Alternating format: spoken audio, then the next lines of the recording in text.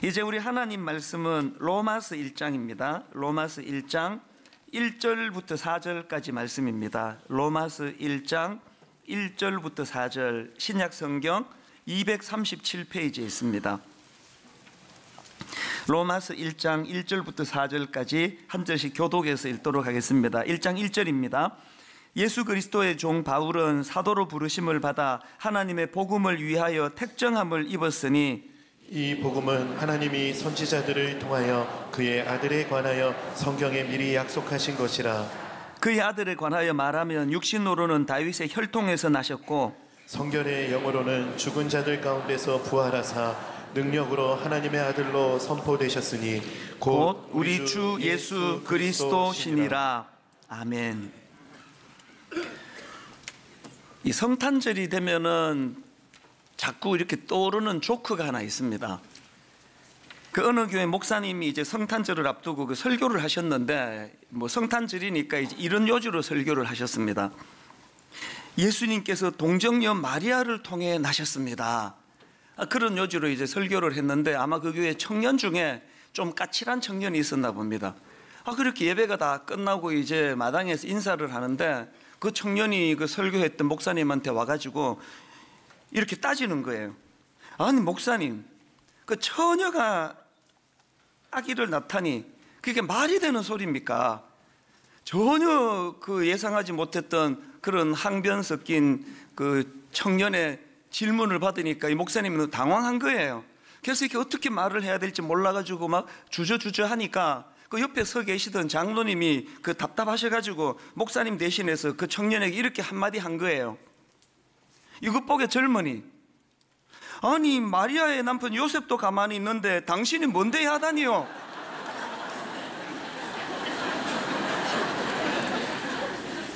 그 성탄절만 되면 제가 이 이야기가 이렇게 자꾸 떠올려지는데요.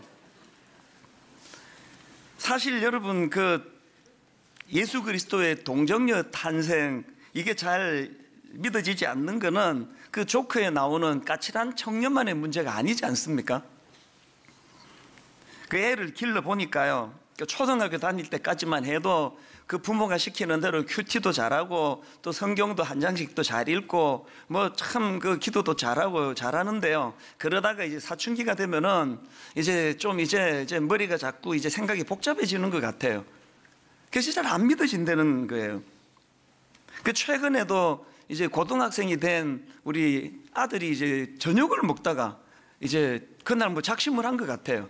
그래서 이제 막 계속 이것저것 이렇게 물어보는데 막 최선을 다해서 그 설명을 해주는데도 그 시원치가 않은가 봅니다. 이놈이 하는 말이, 아빠가 목사님인데 나 하나도 설득을 못 하세요? 막 그러면서 이렇게 요모조모 이렇게 질문을 하는데, 제가 이런 그 아들의 모습을 보면서 그 불쑥 떠올랐던 게 뭐냐 하면요, 그 유홍준 교수가 쓴 나의 문화유산 답사기라고 그 오래전에 베스트셀러가 된 책이 있지 않습니까? 그 책에 나오는 그 문구 하나가 떠오르는 겁니다. 저자는 그 미술사를 전공한 교수님이니까요, 그 목사인 저한테 예수님에 대한 질문이 많듯이 이제 이런 질문이 많다는 겁니다. 어떻게 하면은 미술에 대한 안목을 갖출 수 있습니까? 그러면 이 교수님은 항상 이렇게 대답을 한답니다. 인간은 아는 만큼 느낄 수 있고 느낀 만큼 보입니다. 그렇게 이야기를 해준대요. 그러면서 이제 그 책에 보니까 부연하기를 이런 내용이 있더라고요. 그러면 그것을 아는 비결은 따로 없을까? 이에 대하여 나는 조선시대 한 문인의 글 속에서 훌륭한 모범 답안을 구해둔 것이 있다. 자, 한번 들어보세요. 사랑하면 알게 되고 알게 되면 보이나니 그때 보이는 것은 전과 같지 않으리라. 야, 이게 참 멋진 말 아닙니까? 보니까 이 말은 정조 때 문장가 유한준이라는 분이 썼던 그 문장인데요, 이분의 문장을 그대로 옮기면 이렇습니다. 알면 곧 참으로 사랑하게 되고 사랑하면 참으로 보이게 되고 볼 줄 알면 모으게 되니 그것은 한갓 모이는 것이 아니다. 여기서 말하는 암이라는 것은 그 사랑의 깊이를 의미하고요, 또 이 사랑의 깊이가 더해지면 보게 되고 그 모으게 된다는, 이게 오늘 우리 그 신앙 공동체에도 그대로 적용되는 거 아니겠습니까? 언젠가 그 수요 예배 때 우리 교회 그 부교역자가 설교를 하는데 보니까 이분이 그 모태신앙인이 아니에요. 안 믿는 집안에서 자랐는데 중학교 때 친구가 전도를 해가지고 이제 교회를 나가게 된 겁니다. 그 부모님 입장에서 아무도 교회를 안 다니는데 이 아들이 갑자기 그 교회를 열심히 나가니까 뭐 당황스러운 건 이해가 되는 거 아닙니까? 그래서 그 가족들로부터 특히 아버지로부터 그 핍박을 많이 받았다는 거예요.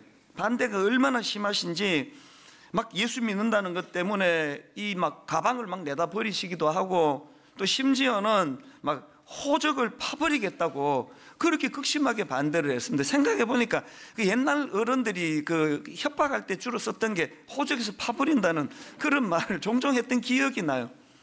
그게 사실은 뭐 지금쯤 되니까 뭐 이게 괜히 저렇게 말씀하시지 뭐 절대 호적에서 안 파신다 그런 생각을 갖고 있지만 어린 중학생으로서는 이 얼마나 심각한 말씀이겠냐고. 그래서 상처를 많이 받은 거예요.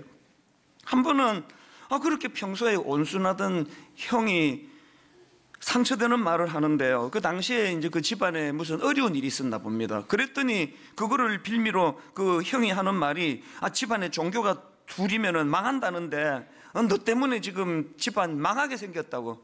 이게 어린 그 중학생 아이에게 얼마나 상처가 됐던지 밤새도록 혼자 서럽게 울었던 기억이 있다는 거예요. 지금은 이제 그 부모님도 전도를 받아서 크리스찬이 되시고 심지어는 그 반대하던 형은 안수 집사가 될 정도로 이제 믿음이 좋은 가정이 됐는데요. 그러나 여러분 그 중학교 시절에는 그런 그 집안에 그 예수 믿는 것 때문에 외톨이가 되고 그런 핍박을 받는 게 얼마나 견디기 힘든 일이었겠습니까?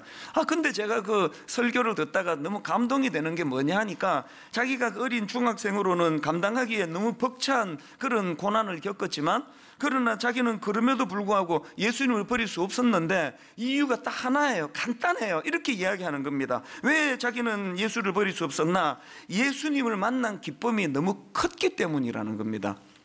이 간단한 대답이지만 그날 제게 너무 감동이 되더라고요. 이 어린 중학생이 그 예수님 만난 기쁨이 너무 컸기 때문에 자기는 예수님을 포기할 수 없었다는 그 말이 아까 그 조선시대 문장가 유한준이 했다는 사랑하면 알게 되고 알게 되면 보이나니 그때 보이는 것은 전과 같지 않으리라. 그냥 뭐 여자 뒷꽁문이나 쫓아다니려고 교회를 다녔다면 아버지 말씀 듣고 당장 안 갔을 거예요. 그러나 예수 그리스도를 만나고 보니 그분을 떠날 수가 없더라. 오늘 본문을 기록한 바울도 마찬가지 아닙니까? 바울은 자기가 기록한 그 로마서를 이렇게 시작합니다. 1장 1절 예수 그리스도의 종 바울은 사도로 부르심을 받아 하나님의 복음을 위하여 택정함을 입었으니 전에도 말씀드렸지만 여기 나오는 종은 둘로스라는 헬라어인데요. 이걸 정확하게 번역하자면 노예라고 번역하는 게 더 정확합니다. 제가 예전에 로마서 1장 설교할 때 말씀드렸던 글 하나를 읽어드리면 그 당시 노예가 어느 정도 비참했는지 금방 아실 거예요. 한번 들어보세요. 노예와 당나귀는 주인을 위해 노동한다는 점에서 공통점이 있지만 노예는 말을 할 줄 알고 당나귀는 말을 하지 못하는 차이가 있을 뿐이다. 이런 대우를 받던 게 그 당시 노예예요. 그런데 그 당시에 바울 하면은 뭐 가말리엘의 문화생으로 석학 중에 석학으로 인정받던 인물인데 자기가 자기를 소개하면서 나는 그런 그 노예가 얼마나 비참한데 나는 예수 그리스도의 노예다. 이렇게 자기를 소개하는 거는 그 자기 비하가 너무 심한 거 아닙니까? 심지어는 사도행전 20장 24절에 보니까 내가 달려갈 길과 주 예수께 받은 사명 곧 하나님의 은혜의 복음을 증언하는 일을 마치려 하면은 나의 생명조차 조금도 귀한 것으로 여기지 아니하노라. 뭐 이 정도 되면요 바울은 그냥 뭐 사랑하면 알게 되고 알게 되면 보인다 뭐 이런 정도가 아니라 다메섹 도상에서 자기가 만난 예수 그리스도에게 자기 전 인생, 자기 전 생애를 송두리째 맡겨버렸다. 뭐 그렇게 설명하는 게 더 정확할 거라고 생각합니다.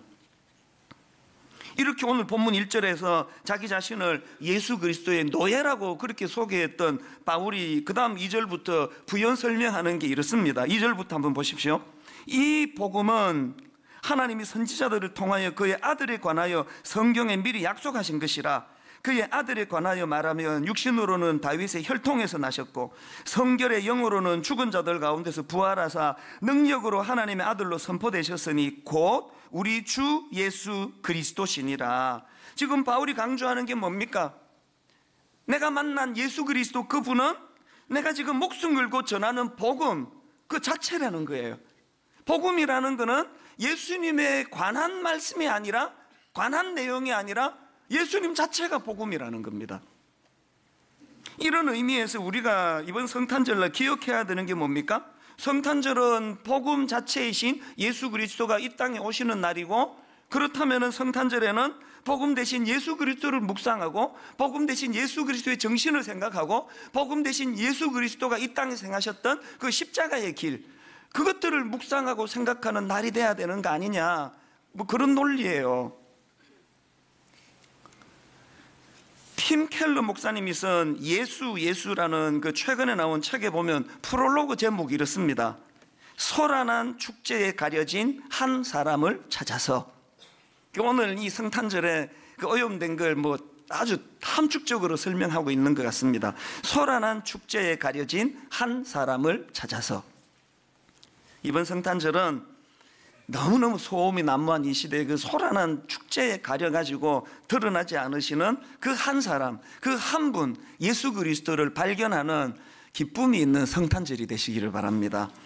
이런 의미에서 저는 오늘 그 본문 말씀 속에 녹아있는 이 복음을 향한 바울의 정신을 바탕으로 이제 이 성탄절의 의미 몇 가지를 좀 살펴보려고 하는데요. 여러분이 성탄절의 의미, 저는 한 3가지로 정리를 해봤는데, 첫째로 성탄절의 의미가 뭐냐? 성탄절은요, 내 영혼의 구원자가 생겼다는 것을 자각하는 그런 의미를 갖고 있습니다. 마태복음 1장 21절, 아들을 낳으리니 이름을 예수라 하라.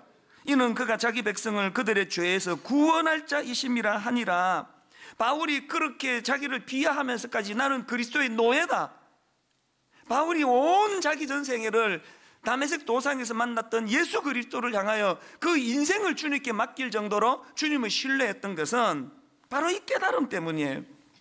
빌립보서 3장에 보면요, 바울이 예수님 만나기 전에 그 자기의 그 종교적인 열심이 얼마나 대단했는지, 그리고 또 종교적으로 자기가 얼마나 대단한 혈통을 가졌는지를 막 자랑하고 그렇게 살았는데, 예수님을 만난 이후로 자기가 자랑하던 그 모든 것들을 배설물, 아무 의미가 없는 것으로 그렇게 여기게 되었다. 그런 설명하는 대목이 나오는데 왜 그렇게 되었냐, 그 부분을요 빌립보 3장 7절 8절에서 이렇게 설명합니다. 그러나 무엇이든지 내게 유익하던 것을 내가 그리스도를 위하여 다 해로 여길 뿐더러 또한 모든 것을 해로 여김은 내 주 그리스도 예수를 아는 지식이 가장 고상하기 때문이라. 바울이 알게 된 예수님에 관한 지식 중에 가장 중요한 게 그게 앞에서 말씀드린 마태복음 1장 21절 아닙니까? 아들을 낳으리니 이름을 예수라 하라. 이는 그가 자기 백성을 그들의 죄에서 구원할 자이심이라. 이것이 내 삶 속에 그대로 나타났기 때문에 나는 더 이상 죄의 굴레에 있지 않다. 아무도 나를 정죄하지 못한다. 나도 나를 정죄하지 않는다. 이 자유가 주는 기쁨이 너무 크니까 그 주님을 신뢰할 수밖에 없더라는 거예요.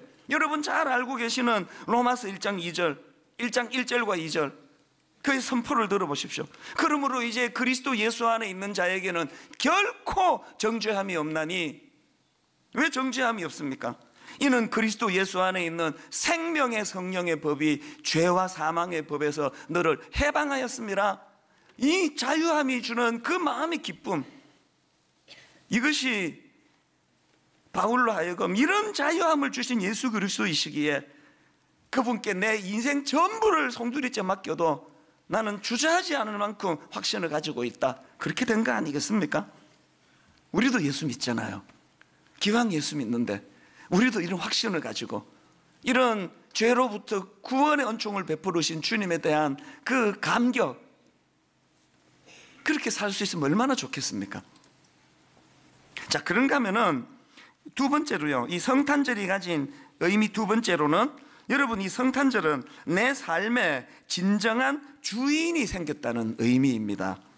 오늘 본문 4절에 보니까 성결의 영으로는 죽은 자들 가운데서 부활하사 능력으로 하나님의 아들로 선포되셨으니 곧 우리 주 예수 그리스도시니라. 여기 나오는 주, 우리 주 할 때 주는 헬라어로 퀴리오스라는 단어인데요, 이 퀴리오스라는 단어를 지금 바울이 사용하는 게 왜 이게 그 심각한 의미를 가져다 주는가 하니까, 그 당시 이 퀴리오스라는 주라는 이 단어는 로마 황제에게 사용되던 단어라는 거 아닙니까?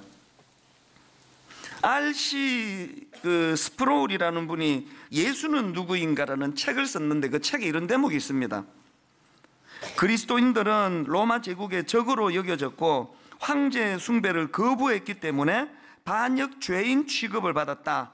로마 제국에 대한 충성심을 시험하는 방법은 간단했다. 사람들 앞에서 카이제르 퀴리오스, 황제가 주시다라고 공개적으로 말하게 했다. 그러나 그리스도인들은 목숨을 내놓으면서까지 이렇게 고백하기를 거부했다. 그리스도인들은 이렇게 고백하라는 명령에 도리어 이에수스 호 퀴리오스, 예수는 주시다라고 고백했다. 그리스도인들은 기꺼이 세금을 납부했고 황제에게 합당한 경의도 표했으며 황제의 것을 황제에게 바쳤다. 그러나 주라는 칭호를 오직 예수님에게만 돌렸고 이를 위해 목숨까지도 기꺼이 내놓았다. 지금 여러분, 이 사회 분위기가 어떤지 아시겠죠? 이런 사회 분위기인데 지금 바울이 공개적으로 예수 그리스도가 나의 퀴리오스, 나의 주가 되신다라고 그렇게 공개적으로 선언하는 건 이거 엄청난 일 아닙니까? 여러분, 우리가 살아가다가 보면은요, 인생에 의미 있는 만남이 많습니다. 저에게도 참 많습니다. 너무너무 소중한 스승, 너무너무 소중한 동역자, 이 만남의 축복이 많지만 그 어떤 사람도 저분은 나의 퀴리오스, 나의 주가 되신다 이렇게 말할 수는 없습니다. 왜? 그 누구도 내 영혼을 책임질 수 있는 사람은 아무도 없기 때문이에요. 우리가 이 땅을 살아가면서 그런 소중한 만남을 우리가 추구하고 구해야 되지만, 바울이 공개적으로 고백했던 것처럼 내가 만난 수많은 만남 중에 담메색 도상에서 만났던 예수 그리스도, 그분만이 나의 주가 되신다, 나의 퀴리오스가 되신다. 사실 여러분, 이게 조금 전에도 말씀드렸지만 이렇게 고백할 수 있기까지는요, 바울이 오래전에 만났던 한 사건, 그게 계속 이런 능력을 주는 게 아니라 끊임없이 주 대신 주님이 자기에게 어떻게 영향을 미치는가. 그렇기 때문에 우리가 예수님을 내 인생의 구세주로 또 주인으로 우리가 모신다 하면은 이 구절은 잊으시면 안 됩니다. 마태복음 1장 23절, 보라 처녀가 잉태하여 아들을 낳을 것이요 그의 이름은 임마누엘이라 하리라 하셨으니 이를 번역한즉 하나님이 우리와 함께 계시다 함이라. 여러분, 앞에서 말씀드렸던 그 수요 예배 때 설교했던 그 목사님, 그 중학교 수련회 가가지고 그런 얘기를 하더라고요. 처음에는 막 교회에 그냥 재밌고 그래서 놀러 갔다가 중등부 수련회 가가지고 예수님을 인격적으로 만났다는 거예요. 여러분, 그 수련회 가서 한번 주님을 만난 그 벅찬 감격, 이거 하나가 결국은 그 핍박 속에서 이분이 신학교 가고 목사가 되도록 하지 에너지를 준다고 저는 생각하지 않습니다. 그 수련회에서 예수 그리스도를 만나고 그분이 내 구세주가 되시고 그분이 내 삶의 주인이 되셨다고 선포한 이후로 임마누엘, 삶 속에서 끊임없이 영향력을 미치시던 그 예수 그리스도. 그래서 제가요, 그 목사님 그 설교를 내가 듣고 너무 그 감동이 돼가지고 메일을 보냈습니다. 그 설교 시간에 그 엄청난 핍박 속에서도 예수님 만난 기쁨이 너무 커서 나는 예수님을 버릴 수 없었다고 그렇게 설교했는데, 그것과 관련해가지고 좀 자세하게 설명해 달라고 그렇게 메일을 보냈더니 이렇게 답이 왔더라고요. 꽤 오랜 시간 관로하고 20대 후반까지 부모님의 핍박과 꾸지람이 있어 서럽고 마음이 힘들 때, 그리고 예수 믿는 가정에 태어난 친구들이 평안하게 신앙생활하는 것이 부러워서 날마다 서럽게 울며 기도하면 어김없이 찾아와 주셔서 안아주시고 만나주시고 위로해 주셨던 주님의 손길을 날마다 느낄 수 있었습니다. 그래서 믿음을 포기할 수 없었고 그 큰 사랑을 힘입어 지금까지 주님의 인도하심을 따라 목회자로 살고 있습니다. 여러분, 다메섹 도상에서 바울이 단회적으로 주님을 한번 만난 그 사건, 이게 이 인생을 이렇게 뒤집어 놓는 능력이라고 생각하지 않습니다. 물론 그 단회적인 그 사건을 통해서 유턴, 인생의 가던 방향을 바꾸는 놀라운 사건은 일어났지만, 그 이후에 바울의 삶 가운데 끊임없이 함께 하셨던 임마누엘, 우리와 함께 하시는 예수 그리스도. 여러분이 어린 중학생이 얼마나 서럽습니까? 집안에서 외톨이가 되고 목사 아들, 장로 아들 저렇게 그냥 멋대로 교회를 다니는데 가방 집어 던지고 호적에서 판다 그러고, 그런 외로움이 밀려올 때마다 어김없이 찾아와 기도할 때면, 울며 기도할 때면 안아주시고 만나주시고 위로해 주셨던 그 찾아주시는 주님의 손길, 이게 주님을 포기할 수 없게 만들었다고. 저는 이번 성탄절날 여러분 삶 속에서 사랑하면 알게 된다고 하는, 알면 보게 된다고 하는 주님을 사랑하는 그 마음이 저와 여러분의 삶 속에 실제적인 임마누엘을 경험하는 그런 놀라운 능력이 되기를 주님 이름으로 축복합니다. 그런가 하면 세 번째로 성탄절의 의미가 하나 더 있는데, 여러분, 이 성탄절은요, 주님께서 주신 사명을 인식하는 날이라는 것입니다. 오늘 이 본문의 흐름을 한번 가만히 보십시오. 1절을 한번 보십시오. 예수 그리스도의 종 바울은 사도로 부르심을 받아 하나님의 복음을 위하여 택정함을 입었으니, 이 1절 말씀의 흐름을 보니까요, 바울이 먼저 자기가 예수 그리스도의 종이라는 신분의식을 갖게 되었고, 예수 그리스도의 종이라는 신분의식을 갖게 되니까 그 신분의식이 무엇으로 연결됩니까? 사도로 부르심을 받아 사명으로 연결이 되더라는 겁니다. 우리가 하나님의 자녀가 되는 권세를 알게 된 거, 이거 참 중요하지만, 하나님의 자녀가 되는 권세를 누리게 된 사람에게는 그 하나님 주시는 사명이 있다는 거예요. 하루를 살아도. 앞에서 살펴봤던 사도행전 20장 24절의 바울의 고백도 똑같은 맥락 아닙니까? 내가 달려갈 길과 주 예수께 받은 사명, 주 예수께 받은 사명, 곧 하나님의 은혜의 복음을 증언하는 일을 마치려 하면은 나의 생명조차 조금 더 귀한 것으로 여기지 아니하노라. 왜 대형교회 목사들이 자꾸 사고를 칠까요? 왜 좀 그 갖추고 산다는 사람이 왜 자꾸 사고를 칠까요? 저 답 알아요. 권태감 때문이에요. 더 이상 이제 뭐 이루고 싶은 게 없을 만큼 다 이루었거든요. 인간적으로. 바로 그때 찾아오는 게 권태감 아닙니까? 죽을 때까지 이 권태감은 없다 내 인생, 이렇게 고백하기 위해서는 삶의 뚜렷한 목표가 있어야 되는데, 그 삶의 목표는 이 땅에 오신 퀴리오스, 주인 되시는 주님이 주시는 거라는 거예요. 바울이 지금 그걸 고백하는 거 아닙니까? 내가 달려갈 길과 주 예수께 받은 사명. 지난주에 제가 그 바보 의사로 알려졌던 장기르 박사님이나 안수연 그 형제 의사 이야기 무슨 느낌을 갖고 들으셨습니까? 그 왜 장기르 박사님은, 또 안수연 형제는 왜 그 다른 의사들이 걸어가지 않는 바보 의사의 길을 걸어갈까요? 대답 간단한 거 아닙니까? 예수님을 인격적으로 만났더니 그 어려운 의학 공부해가지고 의사 된 게, 이게 내게 사명으로 다가온 거구나. 아픈 사람들을 내가 치료해야 된다는 그 하나에만 집중하다가 보니까 가난하다고 치료 안 해줄 수가 없고, 그렇게 자꾸 연결이 되는 거 아니겠습니까? 우리 교회에도요, 바보 의사, 바보 간호사, 바보 의료 종사자 꽤 많습니다. 여러분 이거 아십니까? 매 여름이 되면은 이분들이요, 그 가난한 이웃 나라 6박 7일 이렇게 의료 선교 여행을 떠납니다. 제가 어제 그동안에 갔던 그 의료 선교지인 쭉 그 나라를 열거해 줬는데 다 하나같이 가난하고 못 사는 어려운 나라, 또 복음을 잘 모르는 나라를 갔더라고요. 이 의사, 저는 목회하는 설교자이기 때문에요, 제가 쉬는 거는 설교 준비를 안 하면 쉬어져요. 주일날 이렇게 막 오후까지 설교하고 나면 그 생각도 안 하고 싶어요. 이분들은 그 환자 돌보는 게 일주일 내내 하시는 일이잖아요. 그런데 여러분 1년에 한 번 있는 여름 휴가 시간을 내 가지고 6박 7일 이렇게 이제 의료 선교를 떠나는데, 이분들이 그 단기 의료 선교 떠날 때 갖고 가는 약품들이 무게가 얼마나 되는지 아십니까? 한 600kg 된대요. 여러분 몸무게의 한 10배 되는 약들을 갖고 가는 거예요. 그리고는 한 1000명에서 1500명 정도의 환자를 돌본답니다. 이번 여름에도요 6박 7일로 필리핀 세부 지역의 그 빈민가로 이제 약속이 다 돼가지고 갔는데, 현지에 딱 도착해 보니까 현지 지역 대표가 약속을 파기해 버린 거예요.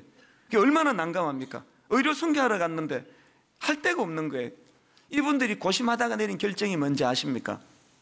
그 빈민가들 그 중에서도 집이 없어 노숙자처럼 그 공동묘지에 모여 사는 사람들이 있대요.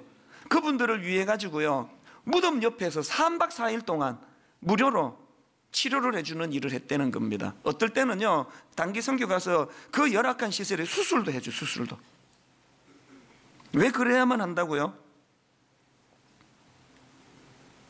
그게 날 의사 만들고 간호사 만든 하나님의 사명이라는 걸 깨닫게 되니까요. 돈 버는 게 사명이면 그런 일을 하지 않겠죠. 딱 열흘 전에 이 자리에서 그 수요 예배 때입니다. 제자훈련 그 수료식이 열려졌는데요. 참 은혜롭게 잘 진행이 되고, 맨 마지막으로 이제 제자훈련을 담당했던 교역자들이 나와서 이 자리에서 특송을 했습니다. 제가 그 수요 예배 이후로 지난 열흘 때까지 제 머리를 떠나지 않는 한 그림이, 또 한 가사가 있는데요. 이 교역자들이 그때 불렀던 특송 찬양이 내 삶의 이유라, 이런 찬양인데요. 특히 이제 1절이 끝나고 2절로 들어가는 간주하는데 그 백문일답이라고요. 이제 한 교역자가 마이크를 들고 질문을 던지면 교역자들이 주먹을 불끈 쥐고 예수 그리스도, 예수 그리스도, 이걸 계속 선포하는 거예요. 이런 거예요. 내가 살고 죽는 이유가 되시는 분은 누구십니까? 그랬더니 교역자들이 주먹을 불끈 쥐고 예수 그리스도. 나를 제자의 삶으로 부르신 분은 누구십니까? 그랬더니 교역자들이 주먹을 불끈 쥐고 예수 그리스도.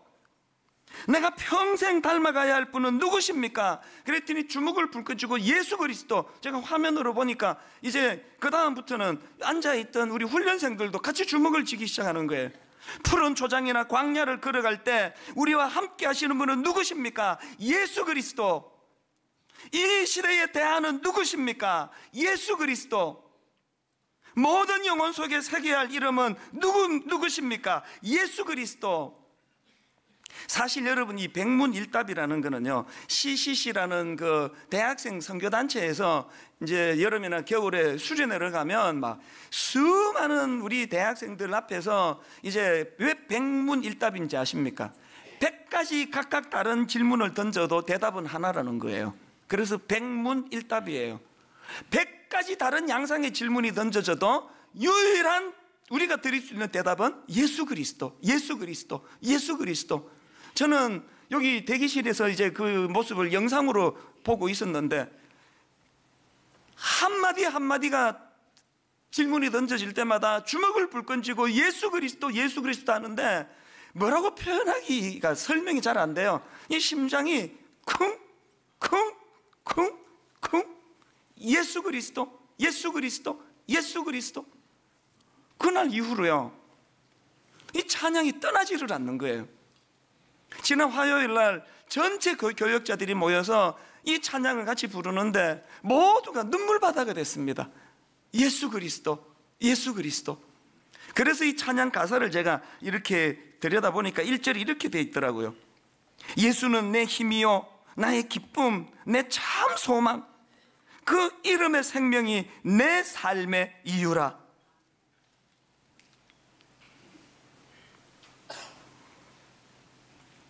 마음이 자꾸 공허하시고 뭔가는 열심히 사느라고 사는데 이 연말이 되면은 한 마음을 떨칠 수 없고 정신없이 달려가는데 내 삶의 종착지가 어딘지 잘 몰라. 내 인생의 목적지는 어디지? 이런 걸로 혼미해 계시는 분이 있다면요, 예수는 내 힘이요 나의 기쁨, 내 참 소망. 그 이름의 생명이 내 삶의 이유라. 내 평생의 그 이름을, 그의 선하심을 세상에 노래합니다. 오해하지 마세요. 우리 교회가요, 복지재단을 통해서, 이웃사랑부를 통해서 너무 많은 봉사자들이 엄청난 헌금이 그분들에게 전해지는 건 우리 돈 자랑하는 거 아닙니다. 여러분, 왜 성탄절이 되면은 그 피 같은 돈, 그 눈물의 결정체, 땀의 결정체를 뚝 떼가지고 오늘 여러분 너무너무 어려운 그 이웃들을 향하여 그 차상위 계층이라고 정부에게조차도 배려를 받지 못하는 그런 분들에게 왜 수억 원의 돈을 그들에게 전해야만 되느냐? 돈 자랑하는 거 아닙니다. 그 행위를 통해서 교회의 주인 되시는 예수 그리스도, 그분의 이름이 드러나기를 원해서라는 거예요. 2절 가사가 이렇더라고요. 내가 사나 죽으나 그 이름을 위하여 내 모든 것 다 드리니 나를 받으소서. 여러분, 이번 오는 목요일 날 광인 옥한음이라는 영화가 개봉이 되는데요, 그 영화에 보면은 옥 목사님께서 그 자필로 쓴 이 메모지가 하나 나오는데요, C.T. 스터드라는 분이 했던 명언이에요. 예수 그리스도가 나의 하나님이시며 나를 위해 죽으셨다면 그분을 위한 나의 어떠한 희생도 결코 크다고 할 수가 없다. 저는 요 근래에 12월이 되면서 이 책 한 권을 늘 지니고 다녀요. 그 가방에 넣고 다니고요, 그리고 가끔씩 이걸 이렇게 꺼내봐요. 왜 이걸 제가 몸에 이렇게 이걸 가지고 다니기를, 가방에 넣고 다니기를 원하느냐? 마틴 로이드 존스 목사님이 쓴 책인데요, 제목이 이렇습니다. 십자가에 못 박히신 예수 그리스도. 뒷면에 이런 내용을 제가 자꾸 읽기를 원하는 겁니다. 예수 그리스도와 그가 십자가에 못 박히신 것, 그분은 알고 있습니까? 그분은 믿고 있습니까? 살 때나 죽을 때나 영원토록 도움이 되시는 분은 오직 그분뿐임을 알고 있습니까? 그분을 몰랐다면 지금 그분 발 앞에 엎드리십시오. 그분만 알고 믿기로 작정하십시오. 저는 목사지만 성탄절날 우리가 기억해야 될 그분의 모습이 있다면 우리를 위하여 십자가에 못 박히신 그 예수 그리스도, 그분을 새기기 위해서 이 책을 지금 갖고 다니는 거예요. 오늘 저는 결론을 이렇게 맺기를 원합니다. 이번 성탄절에는 우리 인생에, 우리 삶의 이유를 발견하는 복된 성탄절 되시기를 바랍니다. 내 삶의 이유, 예수 그리스도. 이 시간 우리 교역자들이 나와서 불렀던 그 찬양을 함께 같이 부르기를 원하는데요, 가사를 생각하시면서 우리 이렇게 찬양하기 원합니다. 예수는 내 힘이요, 예수는 내 힘이요, 나의 기쁨, 내 참 소망, 내 참 소망. 그 이름의 생명이 내 삶의 이유라. 다시 한번, 예수는 내 힘이요, 예수는 내 힘이, 나의 기쁨, 내 참 소망, 나의 기쁨, 내 참 소망. 그 이름의 생명이 내 삶의 이유라. 오직 주만 따라갑니다. 오직 주만 따라갑니다. 오직 주만 높임 받으소서. 오직 주만 높임 받으소서. 내 평생에 그 이름을, 그의 선하심을, 그의 선하심을 노래합니다. 그 이름의 크신 능력,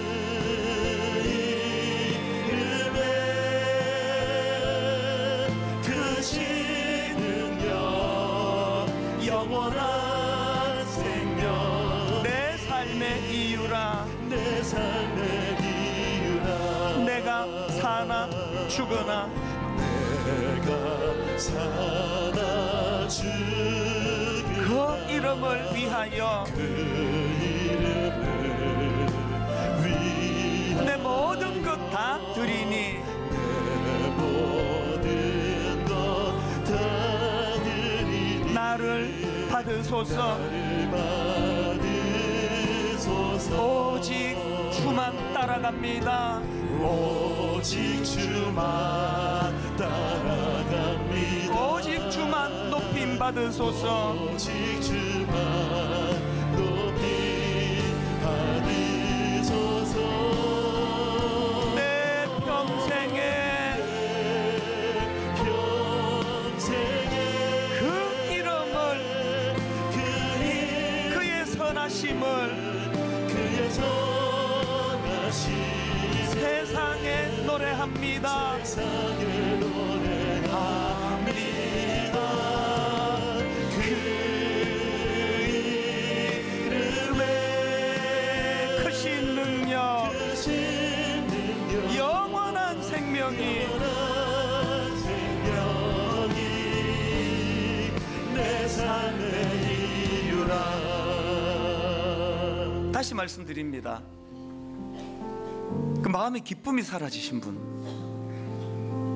뭔지는 모르겠는데 그 마음에 허전한 마음이 메워지지 않는 분, 막 1년 내내 정신없이 달려왔는데 나는 내 삶의 목적지가 어딘지를 잘 모릅니다. 내 내비게이션이 가리키는 마지막 목적지가 없다면 그 운전은 혼미할 수밖에 없는 거 아닙니까? 이제 한 주일 남았습니다. 이번 성탄절이 내 삶의 의미 되신 예수 그리스도를 발견하는, 그분에게 내 모든 걸 다 맡겨드릴 수 있는 내 인생의 주인이 계시다는 걸 발견하는 그날, 이것이 성탄절이 되기를 원합니다. 우리 이제 이 찬양을요, 우리 교역자들이 했던 그대로 1절이 끝나면 2절 들어가기 전에 제가 백문일답을 할 거예요. 선포할 겁니다. 여러분 주먹에 힘을 쥐고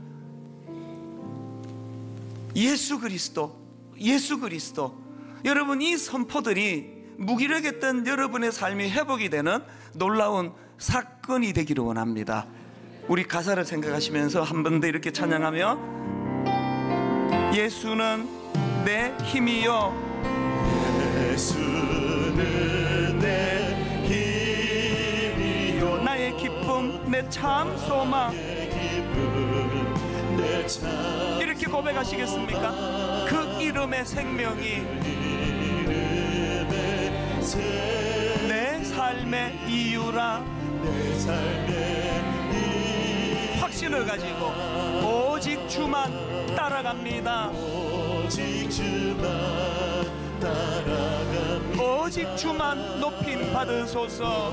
오직 주만 높임 받으소서. 내 평생에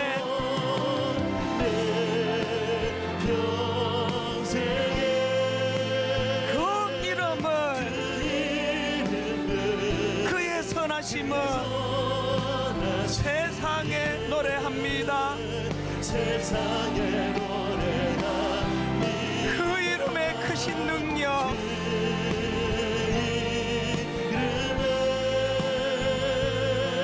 크신 능력, 영원한 생명이 내 삶의 이유라. 여러분 준비되셨습니까? 이렇게 선포하기 원합니다. 내가 살고 죽는 이유가 되시는 분은 누구십니까? 예수 그리스도. 나를 제자의 삶으로 부르신 분은 누구십니까? 예수 그리스도. 내가 평생 닮아가야 할 그분은 누구십니까? 예수 그리스도. 우리가 푸른 초장이나 광야를 걸어갈 때 우리와 함께 하시는 분은 누구십니까? 예수 그리스도. 이 시대의 대안은 누구십니까? 예수 그리스도. 모든 영혼 속에 새겨야 할 이름은 누구십니까? 예수 그리스도. 모든 영혼 속에 새겨야 할 이름은 누구십니까? 예수 그리스도. 그 이름을 이렇게 찬양하기 원합니다. 내가 사나 죽으나, 내가 사나 죽으나 그 이름을 위하여 그 이름을 위하여 내 모든 것 다 드리오니, 모든 것 다 드리니 나를 받으소서. 인생에 혼미함이 없습니다. 오직 주만 따라갑니다. 오직 주만 따라 인생의 목표가 뚜렷합니다. 오직 주만 높임 받으소서. 주만 높이 받으소서. 흔들림 없는 인생, 내 평생에, 내 평생에 그 이름을, 그의 선하심을 선하시 세상에 노래합니다. 세상에 노래하니 그 이름의 크신 능력, 이름의 크신 능력, 영원한 생명, 내 삶의 이유라. 내 삶 우리 다 자리에서 일어나셔서 내 평생에 평생에 그 이름을, 그 이름 그의 선하심을 선하시 세상에 노래합니다. 세상에 노래하니 그 이름의 크신 능력, 크신 능력, 영원한 생명이 내 삶의 이유라. 여러분, 우리 마지막으로 내 영혼이, 내 전심이, 내 평생에, 내 평생에 그 이름을, 그의 선하심을 세상에 노래합니다. 세상에 노래하니 그 이름의 크신 능력,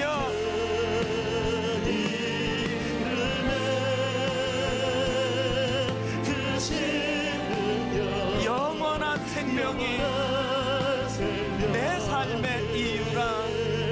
내 삶의 이유라.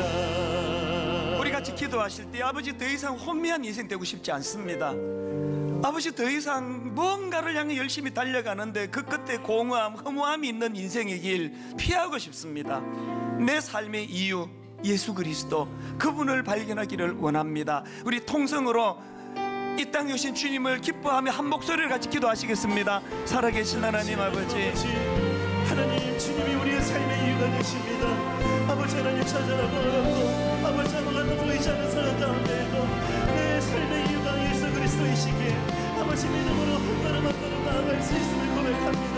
내가 사나 죽으나 아버지 하나님의 영광을 위하여 살아가는 그 은혜의 의미가 무엇인지를 알게 하여 주시옵고, 오늘 아버지 하나님 보이지 않는 길을 걷는 것 같지만 나에게 길이시며 내가 걸어가야 될 유일한 이유가 되시는 그 하나님의 그 은혜를 깨닫게 하시고 그 은혜를 힘을 얻게 해주시며 삶의 여러 가지 허무한 것들이 일관되지 않고 오직 예수 그리스도, 오직 예수 그리스도 그분만이 내 삶의 이유가 되심을 깊이 고백하고 그 은혜를 구하는 우리의 삶이 되어질 수 있도록 우리 마음을 새롭게 해주시옵소서. 우리 마음 가운데 그 이유가 되시는 예수 그리스도의 은혜가 채워지게 해주시옵소서. 그렇게 일하시고 역사하실 주님을 기대합니다. 아버지,